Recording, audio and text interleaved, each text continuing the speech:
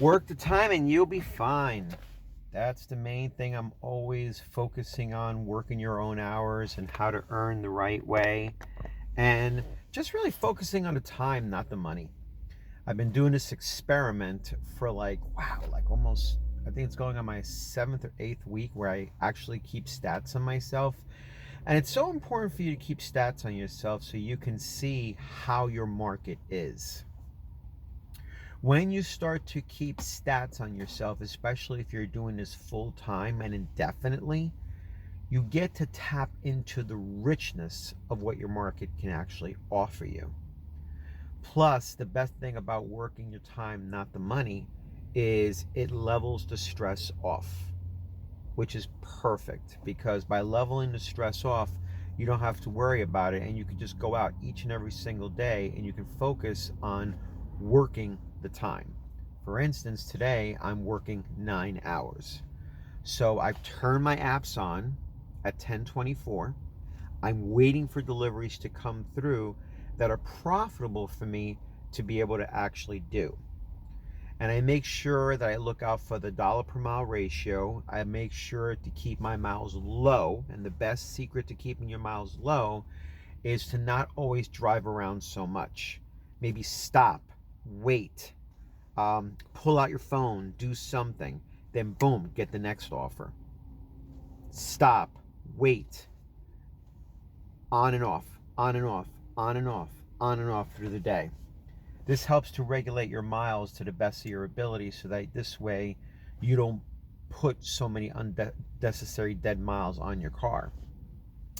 It's not always going to be a perfect science. When most of the Walmarts, you have to be able to drive to them, so that's dead miles right there. Basically, if you're only doing DoorDash, then obviously you have more regulation over your dead miles, which helps a lot as well too. But definitely working the time and you'll be fine is a key thing that I've been doing for the past 6 to 8 weeks. And like I said, it's always great to keep stats on yourself and study your market because who knows how long I'm going to be in this? I don't know. You yourself, how long are you using it for? Leave comments below. Let me know how long you guys are actually going to be in the gig economy, whether you're doing DoorDash, Grubhub, Walmart Sparks, or a combination of everything. Multi-apping does help a lot. And it's great to know that by multi-apping Walmart with DoorDash or with Grubhub, I have my own essence of how I make my money. Now, if God forbid anything ever happened that I lost Walmart and I had to just do DoorDash and Grubhub, then the strategy would be for me to actually try to get myself to Top Dasher, which would probably take me within my 40-hour framework about 1 to 2 weeks of just taking garbage orders, good orders, garbage orders, good orders, garbage orders, just to get me to that level. And then once you pass 70%, then you can do earn by time. I think I could do earn by time right now, but the way my friend basically does it, and she works in Niagara Falls, is that she pushed herself up to 70%. I think right now she's at an acceptance rate of almost 90, close to 100, believe it or not. And she turns on earn by time, and she's constantly working every hour on the hour, which is great. And the great thing about that too is you could turn the app off and you don't have to secure any blocks, because once you turn it right back on, you're ready to work. So you're constantly getting orders all the time. And supposedly she tells me the orders are really good. I don't know what the dollar per mile ratio is, but once I get into that level, if I ever do, then who knows? Then I can see what the dollar per mile ratio is and if it's really worth it or not. Because am I driving more hours to make that money? That's my only main concern. I mean, right now I put so much thought process into this over the many years that I've been doing this. And I have my own style and my own rhythm. To actually do Top Dasher, I would have to grind it out, literally. That means I would have to shut off Walmart, go out there and take every offer they throw at me all day, 8 hours a day. And for me, quite honestly, that would hurt my pocket, because I don't know what the offers would actually be like. And again, for me, it's all about the money, and I want to make sure that I'm at a comfortable level. I think that the only time I would ever go for a top dasher is when I'm pushed against the wall. For instance, if I lost my ability to do Walmart Sparks and I had no choice, then I would do it. I would have to have no choice whatsoever if I got deactivated from an app. That's like the last ditch call. And then I would have to let my wife know that for the first 2 weeks, I'm probably going to be low in pay. Because to make it to Top Dasher, you're going to be taking a lot of garbage offers.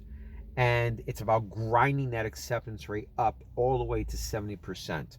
So technically, there is a light, at the end of the tunnel when you get there.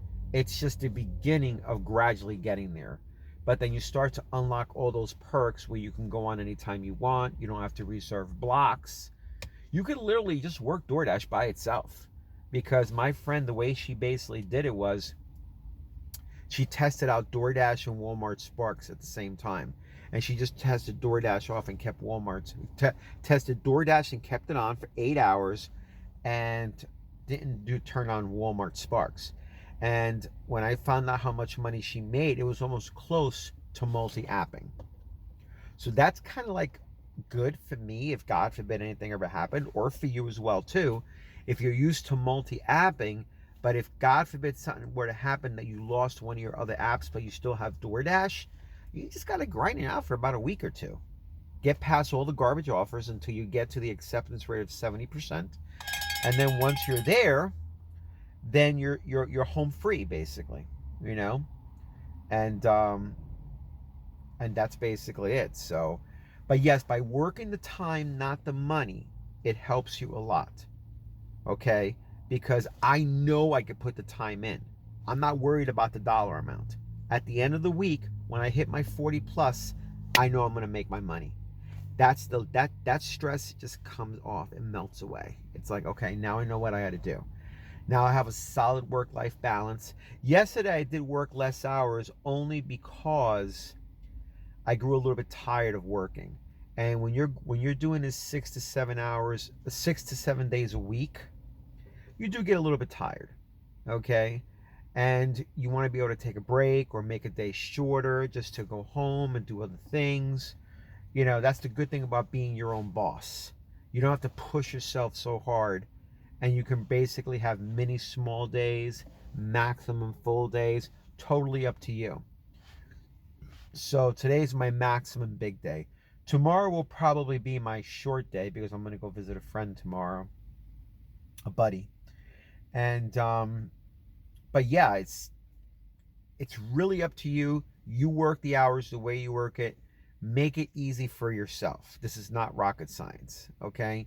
You know your market, you know your apps that you have, stick with them, give them your best every single day, and do your best with them every single day.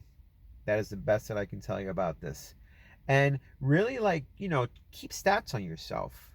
Each and every single day, keep stats on yourself to see how much you make. Like my stats tell me that I make most of my money on Fridays, Saturdays, and Sundays. Then when Monday comes, Tuesday comes, Wednesday comes, it starts to rear up. So it's not as strong on Tuesdays. Tuesdays are a little bit but I don't know your market. So you got to be able to study your market and see what works in your market. But anyway, just wanted to toss that at you guys today. I hope you guys have a great day. Leave me some stuff in the comments below. Let me know how you guys are doing working your time, working your apps. And let's all engage with each other. Let's see how we can all help each other in some ways to make this better each and every single day. We're here now in the present moment. Who knows what the future brings? But you make the most of it living in the now. Have a great day.